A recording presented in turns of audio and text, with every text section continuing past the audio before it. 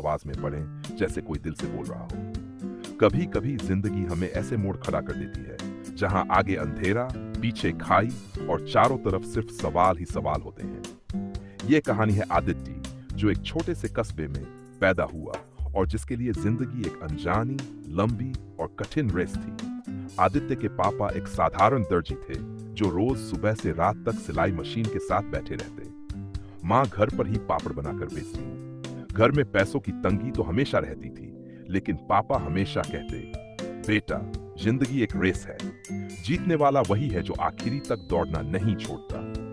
बचपन में आदित्य को खेलों में बहुत दिलचस्पी थी। स्कूल में दौड़ की प्रतियोगिता हो या फिर क्रिकेट मैच, उसका नाम हमेशा आगे रहता।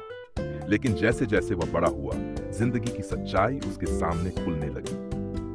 12वीं पास करने के बाद कॉलेज की फीस, घर का खर्च, छोटी बहन की पढ़ाई, सब कुछ उसके कंधों पर आ गया।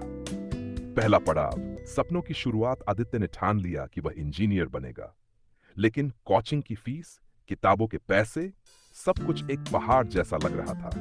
दिन में वह चाय की दुकान पर काम करता और रात में स्ट्रीट लाइट के नीचे पढ़ाई करता। ठंड की रातों में जब लोग रजाई में सोते, वह सर्द हवा में कांपते हुए नोट्स बनाता। कभी कभी थकान से उसकी आंखें अपने आप बंद हो जाती, लेकिन फिर पापा की वो बात याद आती, रेस बीच में छोड़ने वाले को कोई याद नहीं रखता बेटा। दूसरा पड़ाव, हार का स्वाद। पहली बार उसने इंजीनियरिंग की प्रवेश परीक्षा दी और असफल हो गया। ये हार उसके लिए किसी झटके से कम नहीं थी। गांव के लोग ताना मारते, अरे बड़ा आया, इंजीनियर बनने चला था, पहले अपनी औकात देख। कुछ दिनों तक आदित्य का मन टूटा रहा। उसे लगा शायद ये रेस उसके लिए नहीं है। लेकिन तभी माँ ने उसके सिर पर हाथ रखकर कहा, बेटा, जो गिरकर उठ जाता है वही असली विजेता होता है। गिरना तो दौड़ का हिस्सा है। उस दिन आदित्य ने खुद से वादा किया, वो एक बार फिर दौड़ेगा और इस बार आखिरी सांस तक। तीसरा पड़ाव, संघर्ष की असली दौड़। उसने और मेहनत शुरू की। दिन में मजदूरी, रात में पढ़ाई।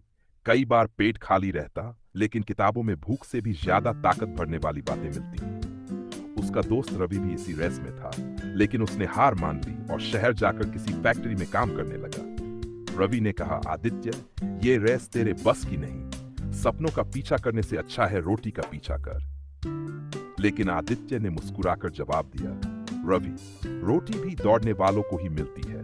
मैं तब तक दौड़ूंगा जब तक मेरी टांगे साथ देती है। चौथा पड़ाव, जीत की महक। दूसरी बार जब परीक्षा हुई, आदित्य ने पूरी ताकत लगा दी। जब रिजल्ट आया, उसका नाम टॉप सामने था। वह अपने गांव का पहला लड़का था जो इतने बड़े कॉलेज में दाखिला ले रहा था।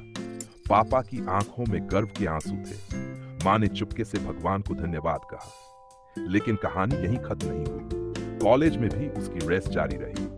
दूसरों के पास महंगे लैपटॉप थे, उसके पास सिर्फ लाइब्रेरी की पुरानी किताबें। लेकिन मेहनत और जज्बा इतना था कि हर सेमेस्टर में वह टॉप करता गया। अंतिम मोड़, सबके लिए सबक। 4 साल बाद आदित्य को एक बड़ी कंपनी में नौकरी मिली, वो भी मोटी सैलरी के साथ। आज वह सिर्फ अपने परिवार को ही नहीं, गांव के कई बच्चों को पढ़ाई के लिए मदद करता है। जब गांव के लोग उससे पूछते हैं, तूने ये सब कैसे किया, वो बस एक ही बात कहता है, जिंदगी की रेस में जीतने के लिए सबसे जरूरी है आखिरी तक दौड़ना। थकान, हार, तकलीफ, ये सब बस चेक पॉइंट है, मंजिल नहीं।